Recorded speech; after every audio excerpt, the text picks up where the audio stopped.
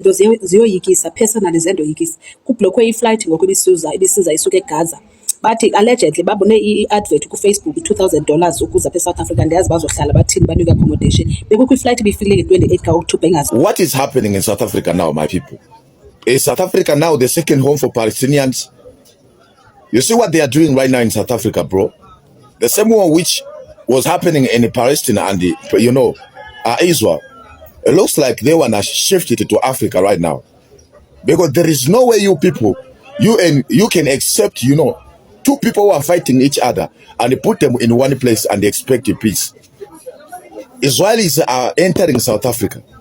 At the same time, the Palestinians again are coming in massively in South Africa. Like the news now says that they have just blocked 5 more aeroplanes carrying Palestinians from Palestine to South Africa.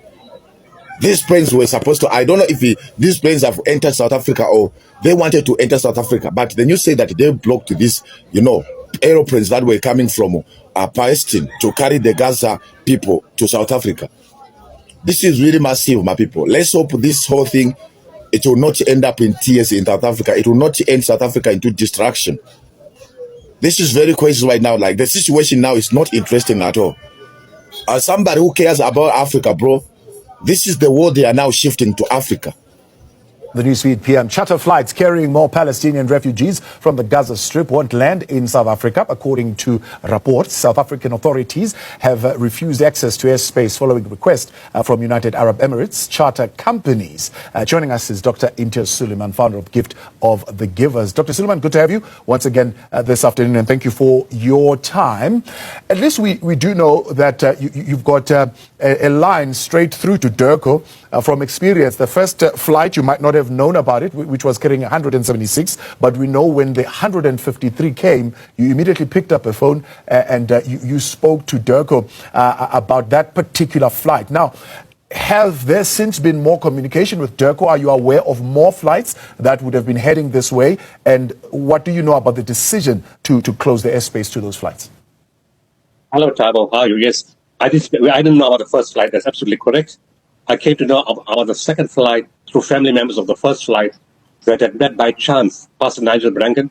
He found the first passengers completely by chance. Some in the community alerted him to them, and then he tried to find the people, and each one tried to direct where the other ones were. I don't think they found everyone, because some people had left the country, had gone to other countries for which they had visas. But from that people that he found, the group he found, somebody from there said at some point that they came on the 28th of October. The second flight, the one that we came to know about 12 hours before it happened, was on the 12th of November. It landed on the 13th of November. And a lady said, my pregnant daughter is on that flight. But she did say, I don't know if the flight's come to South Africa. Like, we didn't know we were coming to South Africa. That flight could be going to Indonesia, to Malaysia, which we were told. Nobody told us where we were going to, so we're not sure she's coming. But just to be fit, in the event it is going to happen, I then called Durko and said, do you know that a flight may come to South Africa? We hear from people we found that the flight is coming to South Africa. And then we said, how is this happening? How are flights landing in South Africa without our government knowing, without civil aviation knowing? How is this possible? And then I took the discussion a step further and I said, please, we need to stop this. We cannot open our borders and our airspace to bring plane loads of Palestinian refugees into South Africa. We're aiding Israel in its process of ethnic cleansing, because after the bombing, after the starvation, after the killing of healthcare workers, after killing medical personnel, after making sure there's no medical guys to take care of people and let them die from their wounds, This is the next stage. Get rid of the people, force them out, bomb them out, get them out, do whatever they want. And I said, if we do this, we are then supporting the process of ethnic cleansing and forced migration. We've got to set the standard where we close the airspace, and hopefully if these planes are going to other countries in other parts of the world, they will do the same thing, and then people will realize, Israel will realize, they cannot move those Gaza people anywhere. Rather the opposite. We want the borders to be opened, so all those that were out before 7 October and those who left after 7 October can all come back to their homes where they rightfully belong. So to understand you clearly, you're saying after the 2 flights, one you did not know about, but at least the one you knew about, you have now concluded that this is an Arabic company called Al-Maj that is participating in this with the Israeli government to literally cleanse people out of Gaza. Well, I haven't concluded that. This is an independent investigation. done by Israeli newspaper, by the way, by Haaretz. The investigation was done by Haaretz and subsequently by Al Jazeera and by other media companies, and all came up with the same conclusion, that even though this organization said it was formed many years ago, they only found proof of its existence in 2025. The other information they gave is that all the people's faces on that website seemed to be AI generated. They didn't seem to be live people or real people. And the modus operandi was the same. And that information you get from the Palestinians who came on the flights. They said there was an advert on Facebook. They applied to the advert. You have to pay between $1,500 to $2,000 each to get out. They promised you a country that's Palestinian friendly. You will start a new life. You'll have accommodation for 4 months. You'll have food. You'll be well looked after. You'll be taken care of. And after 4 months, you find your own way. But it'll be a much better life. And everybody bought that. You'll be moved from Gaza through into Israel, to Israeli roads, to Ramon International Airport. From there, you fly to another country. But they didn't tell them which country. They didn't know where you're flying to. And when they got out to the border, they were not allowed to take any of their clothes. They were not allowed to take any of their baggage. They were not given an exit stamp. People are trying to defend that, to say Israel does not put exit stamps on passports. Well and good.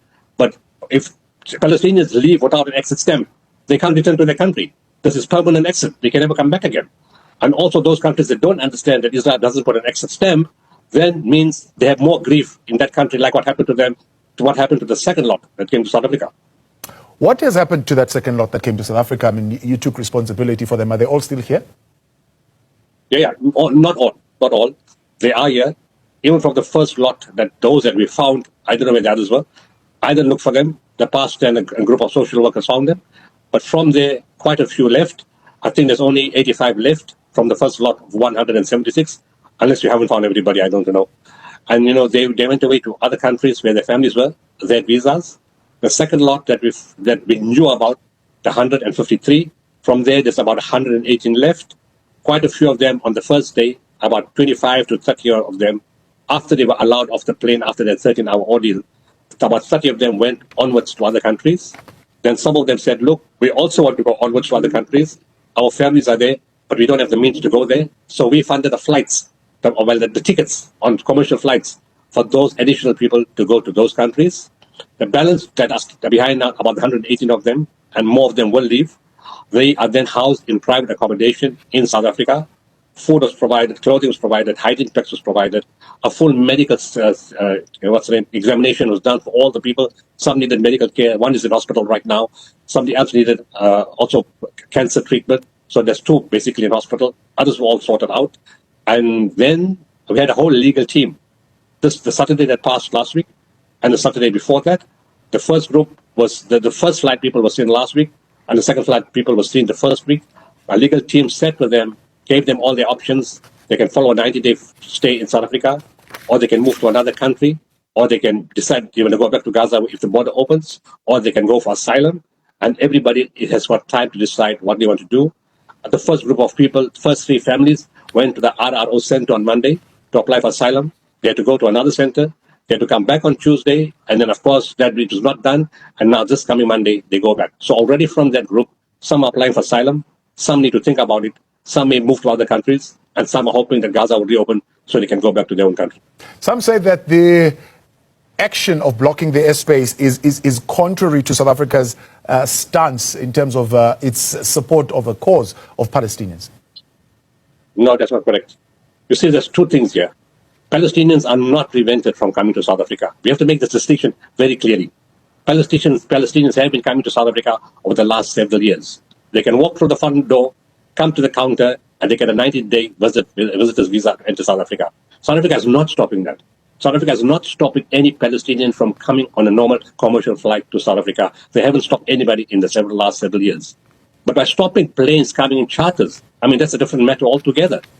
Where in our history have we heard of a charter plane carrying Palestinians coming out of Gaza to South Africa? In our history, it has never happened. And Israel is quite clear about it. If you look at the messages in the last 2 days, they're opening the Rafah border for Palestinians who want to leave, not those who want to come back. So this is the same process of making sure they get rid of them. And we allow those plane loads, we have them coming in the thousands. And exactly what we don't want is going to happen. What are we fighting for? Why did we go to the ICJ? Why did we go to the ICC? Why did we ask for a ceasefire? Why did we speak for the right to return? if we then would have to help all the Palestinians get out of Gaza and come to South Africa, it totally defeats the purpose of what we're standing for.